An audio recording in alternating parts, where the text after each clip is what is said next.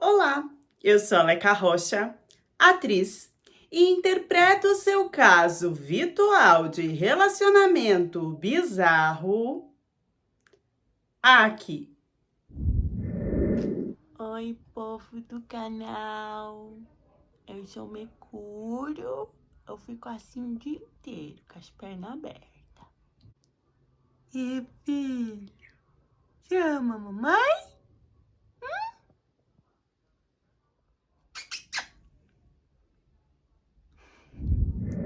Tamara, 47 anos, advogada.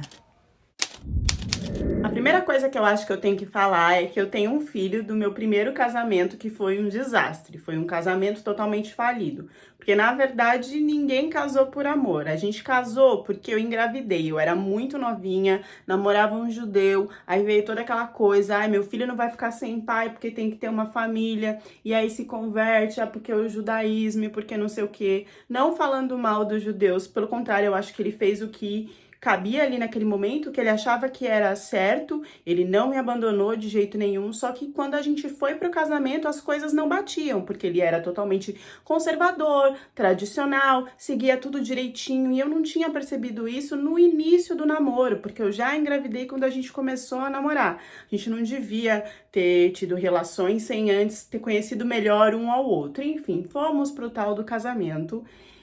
E a vivência, na verdade, eu até suportei algumas coisas. Eu era muito mais aberta, muito mais livre em algumas questões, mas eu me segurei e comecei a seguir o que ele falava, porque eu tava naquela fase de, eu vou ser mãe, eu tenho que ser mais séria, eu tenho que ser mais discreta, eu tenho que pensar no meu filho. E a gravidez mexendo com os meus hormônios.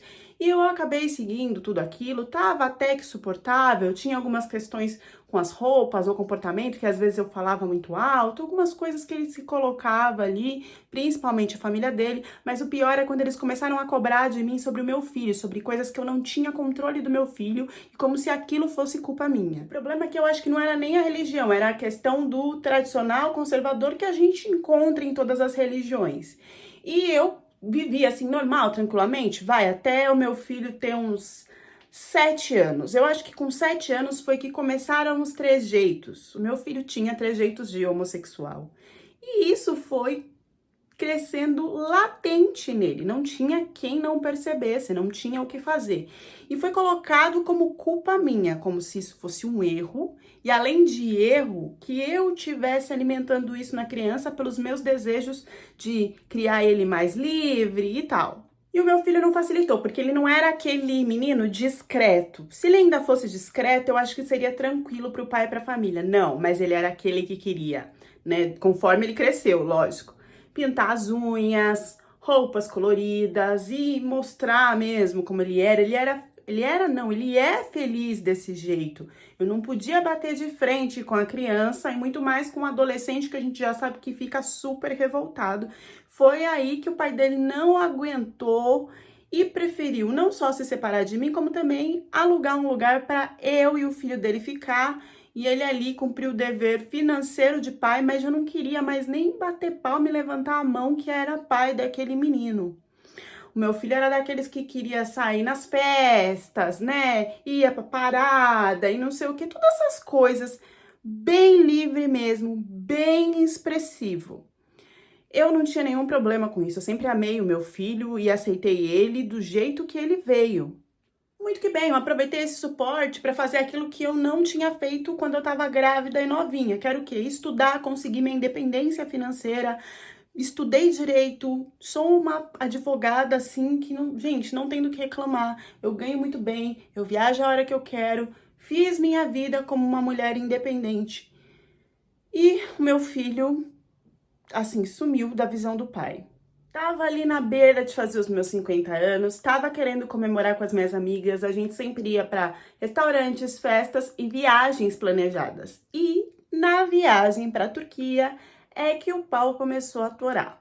Fomos todas para lá e a gente queria ter as melhores experiências nesse lugar. E experiências doidas, porque todo mundo ficava falando de um país conservador, que não tinha nada, não sei o quê, e que a gente sabia que tinha, a gente sabia das baladas, da noite na Turquia, principalmente em Kadıköy, em vários lugares lá.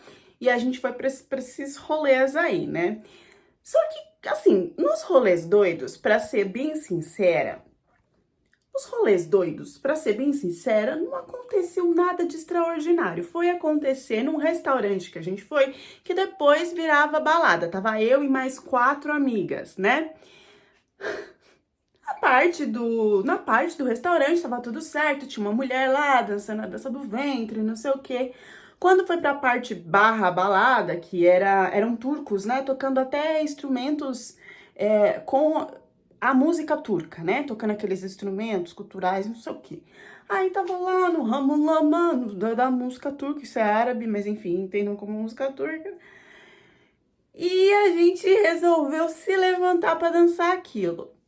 Eu não sabia que podia acontecer, que era assim, tem uma dança deles que fica um do lado do outro, aí eles dão as mãos e fica assim, né? Quem vai, né? Ut, birt, dort. É isso. Tá.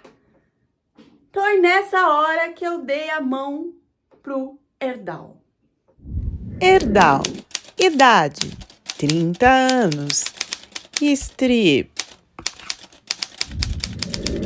Porque vai ter um momento especial nessa história só para contar a definição de características, qualidades do macho Erdal. Erdal não parecia ser um macho que ia dar o Dal. Não parecia. Ele tinha 30 anos, mas ele parecia 40. Por quê?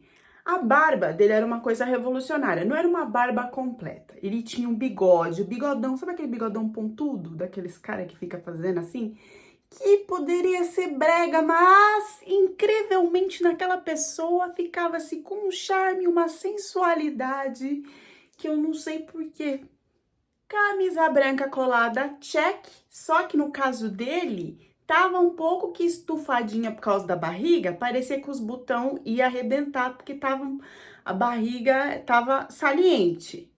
Mas, gente, como que um homem com bigode pontudo de cientista, barriga saliente, pode ficar sexy e ter só 30 anos? Não sei. Mas era isso que eu tava vendo. E em cima, que assim, a camisa ela só fechava até uns 3 dedos acima do umbigo, quase querendo estourar. Depois disso, ela era aberta para mostrar o peitoral. Peitoral esse que a gente não via porque tava assim, só saindo os pelos para fora, que era uma coisa lá, Tony Ramos. O que eu tô descrevendo aqui, a Leca tá descrevendo porque eu mandei uma foto para ela, tá? E o cabelão todo penteado para trás, brilhando. Sabe como parece você passa óleo de cozinha, que fica brilhoso para hidratar? Então, eu vou passar óleo de cozinha no cabelo para ficar brilhoso. Para ficar brilhoso e para ficar com aspecto de molhado. Então tá, então começamos lá a dançar. Vocês me desculpem, eu não lembro mais os números em turco, acabei esquecendo porque com o trauma que eu tive, eu esqueci as coisas em turco. Mas era aquela música que fala Ut, birt, dort, tan. Só tocou 2 vezes seguida essa música. E ele lá, sério. Eles fazem assim, né, com a cabeça. Então, e a minha mão é dele lá, né, só na mão, mas... Aí, eu de salto já cansada, né, que ficava andando o tempo inteiro, não soltava a mão. Quando soltou a mão, começou aquela que... É uma que treme assim, né? E esses homens, eles tremem, balançam tudo, rebola tudo, né? Ali começou a dança do acasalamento. Porque, gente, ele rebolava igual o Sidney Magal. E mexia tudo ali que eu falava, mas que é isso? Que balangava ali, né? Quando ele rebolava assim, balangava o microfone. E eu fui na frente dele, né? Aprender a fazer e balangar o microfone. Ver só, né? Enfim, a gente se aproximou, começou uma dança lá do acasalamento, que óbvio que a gente não se atracou. Tinha lá um espaço para uma folha do Alcorão, pra gente não se atracar, mas Era o que a gente queria. Tanto que depois disso, o que a gente fez? A gente se beijou, lógico que não lá em público. A gente saiu junto, já falei pra minhas amigas, ó, vê aí a localização do celular, tô indo. Não, pelo amor de Deus, Tamara. Não, tô indo, tô indo. Fui, gente, fui, beijei, me atraquei, sentei, espivetei, pulei. E eu tava tão trêbada que ele colocou, né, lá atrás. Gente, é pela primeira vez, eu não percebi, eu não gritei, não senti dor, pelo contrário, foi maravilhoso. Foi muito maravilhoso. Eu nunca tinha feito, eu tinha um super preconceito. Eu falei, caraca, tipo assim, aquela história de que quando o cara manja, você não vai sentir dor e vai se sentir bem, é verdade, porque assim, não foi de uma vez, entendeu? Foi aos pouquinhos, assim, que eu nem percebi o que tava acontecendo. Quando eu fui perceber, já tava gostoso e, gente, foi super, enfim, foi uma noite daquelas. Fiquei apaixonada, assim, pelo o Bilal Derdal. No outro dia só pensava, porque assim, no outro dia ele ainda muito fofo. Me levou pra tomar café da manhã, me levou pro almoço, não sei o que. Minhas amigas, pelo amor de Deus, volta. 5, 6 horas da manhã, tava mandando mensagem desesperada. Eu falando, gente, tá tudo bem, tô curtindo com ele, segura aí, pelo amor de Deus, eu tô voltando. Voltei, contei tudo pra elas. E assim, queria mesmo era ter ficado lá com o Erdal. Mas a gente ainda tinha uns dias, tanto na Turquia como depois a gente ia pra Grécia. E eu vi que ali, se eu ficasse, a coisa ia ficar séria, entendeu? Porque a conexão foi forte na pegação. Então eu meio que falei, gente, deixa eu deixar isso um pouquinho pra lá, viver com as minhas amigas, senão eu vou me apaixonar aqui e a coisa vai ser difícil de largar. Então, gente, eu fui. E fui naquelas, porque Erdal não me parava de mandar mensagem e de me mandar a foto do pau, né? Então, e assim, eu não respondia. De vez em quando eu mandava um vídeo de onde eu tava, mandava uma foto. Ficou bravíssimo que eu não falei pra ele a hora que eu fui da Turquia pra Grécia, que ele queria saber, porque queria ir no aeroporto, porque queria não sei o que. Eu falei, não, não, fugia igual Cristo da cruz, fugi mesmo, fugi.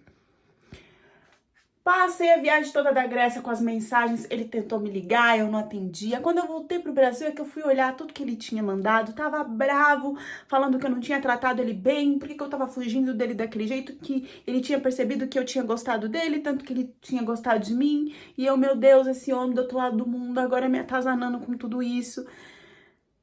Mas no fundo eu queria. Continuei me fazendo de desentendida, que eu não queria nada, porque aquele relacionamento à distância era muita coisa pra minha cabeça, eu não ia conseguir segurar. Falei, não tem nada a ver, vai ser uma noite, querido, obrigado, beijo, me liga, não sei o quê. Ele ficou muito bravo e falou, olha, então tá. Então não vou mais te responder, não vou te mandar mais nada. Eu sei que você vai voltar atrás, porque eu tenho certeza do que você sentiu. Eu olhei nos seus olhos quando você tava comigo, eu vi como é que você tava vibrante, com seus olhinhos brilhando e não sei o quê. Tacou tudo na minha cara que eu tinha sentido mesmo. Falou, então quando você quiser me procura aqui. Me mandou um link. Eu, a pessoa mais curiosa da face da Terra, nem pensei que podia ser um vírus, que podia ser um golpe, sei lá o quê. Cliquei no link, graças a Deus não era um vírus, mas era o quê? A gente era um site onde homens faziam lá o stream online e cobravam pra isso. Eu falei, mas por que ele me mandou esse site? Quando eu fui ver, gente, ele era o primeiro da lista. O cara trabalhava como stream. Eu falei, meu Deus. Eu senti que não era pra eu fincar naquela paixão. Imagina, o cara... Mas aí a curiosa que eu sou, o que eu fiz, né? Eu começava a sonhar, lembrar, eu sentia Erdal dentro de mim, o Erdal dentro, entendeu? Eu sentia a noite nos sonhos. Eu falei, eu fiquei curiosa, eu queria saber o que ele fazia no vídeo. E aí, gente, eu paguei uma sessão com ele pra ver. Sério, o que eu era pra desapaixonar, porque eu falei, eu vou assistir, vou achar ridículo, eu viciei e me apaixonei mais. Porque Erdal fazia toda aquela dança do acasalamento que ele fez comigo, ele fazia com uma tanga. E depois ele tirava toda essa tanga e ele mexia e balançava tão freneticamente, com uma intensidade tão grande, que o Erdal do Erdal, o Aldo Erdal, Gente, ele subia e descia assim numa velocidade, com uma força, uma dureza, uma pressão. E aqueles pelos, eu nunca achei que eu fosse gostar de um homem tão peludo na minha vida. Eu fiquei assim, eu falei, meu Deus, eu quero mais uma hora, eu quero assistir mais uma hora. Gente, que vergonha que vinha dentro de mim. Imagina você pagando para assistir um negócio online com um cara que você já tinha ficado ao vivo e você ainda achar que tá se satisfazendo com aquilo e que queria mais. Eu não sei se foi magia, se eu fiquei doida, se eu despiroquei da cabeça. Eu juro, eu tava sã, não tinha bebido, não tinha usado nada, mas eu fiquei viciada em assistir o Herdal. Ele sabendo que era eu que tava fazendo pra mim, eu acho que ele exagerava, mas ele mexia e batia o Herdal do Herdal numa velocidade hipnotizante. Depois de algumas sessões de assistir Herdal, eu não aguentei e mandei mensagem para ele. E ele me respondeu em menos de 1 minuto. Todo se achando, tipo assim, ah, eu sabia que você ia voltar. E ele começou a contar a história de como que ele tinha entrado naquilo. Que, na verdade, quando ele era mais novo, ele queria fazer faculdade ligada a artes e a família dele queria que ele fizesse o direito, ou medicina, alguma coisa importante. E ele não queria. E a família dele, tradicionalíssima, disse que não pagaria para ele fazer outra coisa. Ele não trabalhava ainda, e aí ele, inventou para os pais de que seria então melhor ele fazer em outro país, porque isso ia ajudar tanto os pais, depois, se tivesse que ir para outro país, ele conseguir um ótimo trabalho, crescer financeiramente a família, enrolou a família até a família aceitar que ele fosse fazer ou direito ou medicina em outro país. Mas óbvio que lá ele escolheu fazer a área de artes que ele queria. E nisso, ele já não tinha mais dinheiro, porque a família era daquela carrasca. Você não vai fazer o que a gente quer, a gente não vai te ajudar financeiramente. Ele resolveu entrar para esse ramo fora da Turquia, direcionados por alguns amigos que ele conheceu, e começou a se vender lá no vídeo, ganhar um dinheirão em euro para pagar a faculdade, para se manter em outro país. Foi desse jeito. E ele ainda deixou bem claro que lá na Turquia ele estava indo para viajar, para matar a saudade, mas que ele sempre voltava para outros países para fazer. Também fazia na Turquia, mas na Turquia tinha todo um bloqueio, né? Porque não se pode muito, se tem bloqueio desses tipos de site lá, mas eles conseguem dar uma fugidinha, eles conseguem desfazer os bloqueios da plataforma e tal para conseguir ter acesso. Mas é um pouco mais difícil. Também me contou que tinha muitos clientes turcos casados que assistiam a ele, não só turcos, do mundo inteiro, mas que ele assustava que os homens sempre eram casados e se diziam hétero.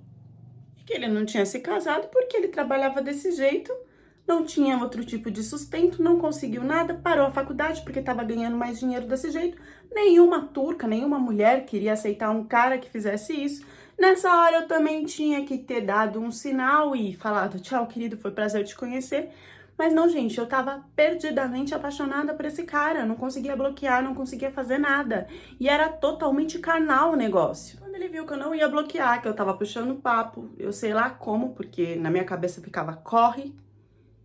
Ele se encantou, falou que eu era a primeira pessoa que não tinha preconceito sobre isso, e que ele já sabia, que por isso que ele tinha gostado muito de mim. E aquilo, gente, foi virando uma bola de neve, porque eu fui me encantando de um lado, ele foi se encantando de outro, a gente foi se conectando e falando de ficar junto. E o negócio ficou pior quando ele virou e falou que ele podia largar aquela profissão, caso eu quisesse ficar com ele. Porque assim, eu adorava ver ele fazendo aquilo, mas só pra mim, não pros outros. Ele não encontrava ninguém ao vivo, ninguém tocava nele, era só online, mas mesmo assim eu tinha muitos ciúmes. Quando eu propus pra ele, mas se você vier pro Brasil, eu consigo segurar a barra aqui até você tentar um outro trabalho, até mesmo na área de artes aí do que você fazia, estudar português e tal, você para com esse trabalho? Ele disse que parava. E aí que a gente começou a pensar mesmo em ficar juntos, porque eu também não iria morar na Turquia. O único bloqueio que tinha nesse momento de toda essa conversa é que eu tinha um filho, o filho almoçava comigo e eu não sabia como contar isso pra ele. Porque eu sabia que turcos eram preconceituosos, machistas, toda aquela coisa que todo mundo fala. E o Erdal foi uma coisa sensacional, porque quando eu falei, ele se encantou. Ele falou que tinha amigos assim também do trabalho, que não tinha questão nenhuma, que na verdade ele gostava muito mais, né, dos amigos dele, que eram homo e que tava tudo bem. E que imagina, que eles iam ser amigos, e, enfim. Eu fiquei assim, boca aberta, porque eu achei que esse seria o problema. E na verdade o problema foi que ele disse que para acontecer isso, ele tinha que confiar muito em mim, porque ele ia largar toda a independência dele financeira, que não era pouca, ele ganhava muito com isso, pra ficar com uma mulher que, tudo bem, ele ia ter o dinheiro guardado por um tempo, mas depois esse dinheiro talvez acabasse e eu ia ter que manter ele em muitas das coisas. E que como que ele ia confiar em mim a ponto de acreditar que poderia ser tratado bem, né? Imagina ficar numa mão de uma mulher ou de qualquer pessoa estranha em outro país, é algo que a gente não se deve confiar. E aí, gente, o que aconteceu? Eu comecei a ajudar ele financeiramente, porque eu achei que dessa forma eu ia conseguir conquistar a confiança dele. Então, meio que agora o objetivo da minha vida era conquistar a confiança desse cara. Ele deixou bem claro que ele só fazia aquilo pelo dinheiro, que ele gostava de mulher, que não tinha nada a ver, mas que ele também não poderia sair jogando tudo pro alto assim. Aí, gente, óbvio, né? Ele precisava de alguma coisa pra ir no médico, eu ia lá, não, deixa que eu pago.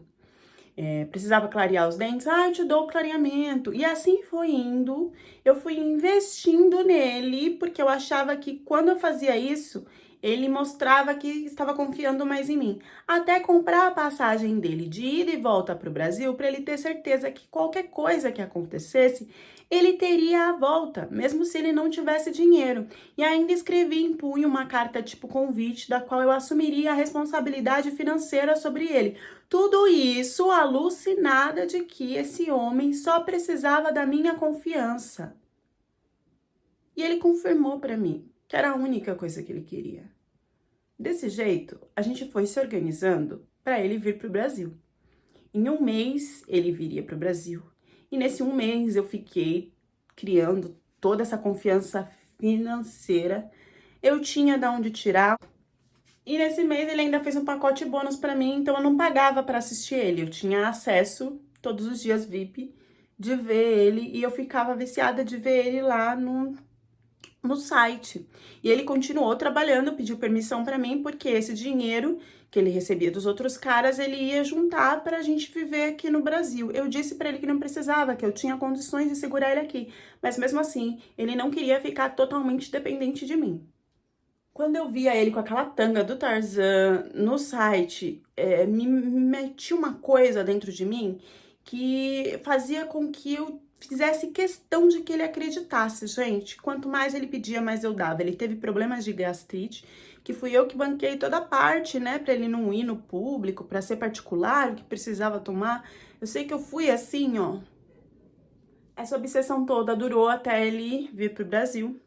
Chegando no Brasil, primeiro mês, a gente casou. Foi super tranquilo.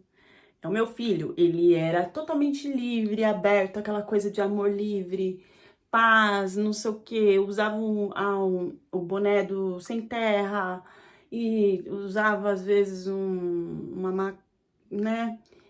Mas, assim, tudo medicinal, bem pouco, tal. E ele adorou o Erdal adorou ele. A gente vivia numa paz, assim, sabe?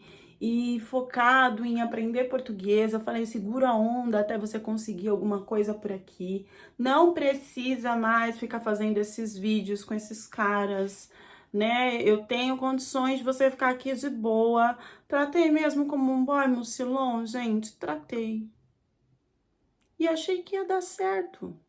Eu tava ali bancando ele tava super feliz, o nosso love era sensacional, não tinha o que dar errado, só que deu. Meu filho falava inglês, Erdal falava inglês, a gente se comunicava tranquilamente, tá? No segundo mês, Erdal, que tava todo feliz, já começou a ficar entediado. Não gostava de um monte de coisa. A alimentação, ele queria que fosse a alimentação da Turquia. Não tinha, aí ele queria fazer. Mas aí ele queria os produtos da Turquia para fazer e que não existia em nenhum lugar do Brasil. Se sentia muito inútil, muito parado, porque ele não estava conseguindo. Gente, era só 2 meses e ele queria estar perfeitamente no português, conseguindo algum trabalho, lucrando com alguma coisa. A gente isso ia demorar pelo menos de 6 meses a 1 ano para se tentar e conseguir alguma coisa. Ele achou que num passo de mágica isso ia rolar. Começaram as brigas e sempre a frase de que ele não queria viver às minhas custas, de que ele não era meu bonequinho, de que eu não ia controlar ele. Ele começou a se trancar no quarto, ficar horas. No quarto, ficar horas. No banheiro. E depois eu percebi que à noite eu sentia a falta dele e ele estava trancado no quarto de hóspedes, sozinho. Eu não cacei para ver o que ele estava fazendo por algum tempo, até ele parar de comparecer na cama comigo. Quando ele parou de comparecer na cama comigo, eu fiquei de antena aberta para saber o que estava acontecendo. E aí, gente, óbvio que eu peguei Erdal aonde? Num tal de aplicativo que chamava Hablo, você podia fazer live. Primeiro eu peguei ele em live conversando com um monte de mulher. Eu achei que ele tava dando em cima dessas mulheres que ele ia trocar. Mas não, gente. Ele tava pegando cliente porque ele estava fazendo as danças dele sem roupa, não sei o quê, por plataforma, por WhatsApp, por onde fosse, recebendo antes dessas mulheres para ele ter o dinheiro dele, coisa que ele prometeu que ia parar de fazer. Gente, o pau comeu. Comeu, a briga foi gigante, meu filho tentou separar, ficou do lado de Erdal, porque era o trabalho dele, se ele se sentia bem, tinha que fazer, porque eu tava podando, não sei o quê. Quando eu fui pegar celular, laptop pra ver, ele não tava fazendo só com mulher, ele tava fazendo pra homem também. Aquilo foi me deixando assim injuriada, porque ele não precisava, eu tinha condições e eram condições boas. Até que ele assumiu que ele estava viciado nisso, que ele viu que ele se sentia bem, que ele não queria outra profissão e que se eu quisesse eu ia ter que aceitar ele como marido daquele jeito, porque até a gente já estava casado. E para eu aceitar isso, para eu engolir, digerir isso pouco a pouco, todos os dias, com meu filho ainda batendo palma, a coisa piorou, porque começou a vir mulher pegar ele de carro em casa, na minha frente, como se nada tivesse acontecido. E ele jurava que ele não estava fazendo nenhum tipo de programa com essas mulheres, que ele só saía com essas mulheres para se divertir, para ter uma vida social, que eram amigas dele. Como que eu ia acreditar nisso, gente? E o meu filho falando que a gente tava numa nova era, que era super normal, homem ter amizade com mulher. Eu tava doida, que então que eu fosse junto e eu não vou junto. Eu sei que eu tramei um negócio da minha amiga entrar nesse Hablo, conversar com ele, uma amiga, óbvio que ele não sabia que era minha amiga, marcar com ele. Eu falei, olha, se ele tentar alguma coisa com você, você deixa, tira a foto, que eu vou me separar desse cara desse jeito. Porque assim, ali eu já tava assim, né? Ou você faz o que eu quero, ou você se separa, ou a gente se separa. Mas tinha uma carta convite de que eu era responsável sobre ele no Brasil. Então, eu não ia poder dar um pé na bunda dele, da minha casa. Eu não ia poder um monte de coisa, porque a responsabilidade ali estava sobre mim quando eu assinei aquela carta. E em tudo que eu escrevi, absurdamente, apaixonadamente naquela carta. Eu sei que ele respondeu minha amiga, deu certo, não sei o que, fez amizade, se encontraram. E ele não deu em cima da minha amiga. Ele não tentou nada. Ele saía mesmo como amigo. E eu fiquei chocada, porque eu achei que ele tava pagando pra fazer programa. E eu também fiquei puta da vida, porque não ia ter as provas pra se separar por traição. Começou o quê? Eu acordar, sexta-feira à noite, ele não tá na cama, não tá na casa. E meu filho também não. E aí percebi que eles estavam saindo de balada. Eu não queria ir. Quando eu descobri, mãe, você pode ir com a gente. Não, eu não queria ir, não queria que ele fosse. Começou a virar um inferno dentro de casa. Porque ele sumia, ou era com essas mulheres, ou era com meu filho, e era baladinha, era festinha, e era só amigo, porque ele tinha que ter a vida social, porque tava enfurnado dentro de casa, porque não tava aguentando, porque não tinha trabalho, porque não sei o quê. Nisso, já não se tinha mais nada na cama comigo. Essa parte ele não sentia falta, né? Assim, o meu filho, gente, ele ia numas baladas que o povo ficava subindo no poste, que tinha gente pintado, que tinha homem vestido de mulher, umas maquiagens coloridas que vinha na testa. Como que Erdal tava bem nesses lugares? Virou minha amiga, né? Ele queria o quê? Ir pro supermercado para escolher os melhores produtos, as melhores frutas, porque eu não tava arrumada e, essa roupa é melhor, essa maquiagem, porque faz isso. Parecia uma amiga minha. E eu surtando. Eu já não sabia mais onde que eu tava ali dentro da minha casa. Que marido era esse que eu tava tendo? Na hora que eu pegava ele na cama pra ter alguma coisa, ele falava que tava pressionado, que tava estressado, que tava ansioso, que não conseguia, porque tava preocupado de não conseguir trabalho no Brasil, porque o dinheiro dele tava acabando, pra eu dar um tempo pra ele respirar. E assim passava dias e dias e nada acontecia. Ele tinha parado com as chamadas em respeito a mim. Mas depois de umas 2 semanas, ele voltou a fazer as chamadas. E quando eu peguei, ele tava fazendo com um homem e falando besteiras pro homem. Que ele jurou de pé juntos que era a parte profissional. Ele não só tirava lá a roupa, mas ele também tinha que concordar com o que o homem tava falando. Porque era o cliente dele que tava pagando. Óbvio que eu fiquei muito brava e coloquei ele pra dormir no sofá. No que eu coloquei ele pra dormir no sofá, deu uns 2, 3 dias, o meu filho com dó, disse que com dó, pegou um colchonete do lado da cama dele e colocou ele pra dormir no quarto dele, porque agora eles tinham virado brothers, camaradas, que eu não podia fazer isso com o cara, que eu tava pressionando muito que eu ia perder o cara desse jeito. Foi dormir no quarto do meu filho no chão.